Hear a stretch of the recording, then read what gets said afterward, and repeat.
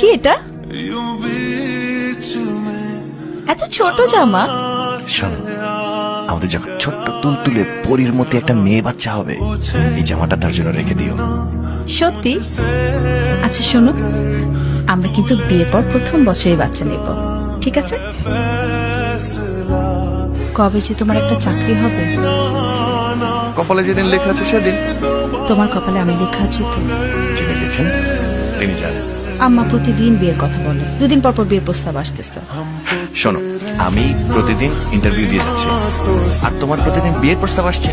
একজন বেকার প্রেমিকের চাকরি হওয়ার সম্ভাবনা যত কমতে থাকে, তার প্রেমিকার বিয়ে হওয়ার সম্ভাবনা তত বাড়তে থাকে। আসসালামু আলাইকুম ভাইয়া। ওয়ালাইকুম সালাম। ভাইয়া সামিয়া কোথায়? অনেকক্ষণ ধরে কল দিয়ে যাচ্ছি। একটু ফোনটা দেবেন, একটা খুশির সংবাদ দিয়ে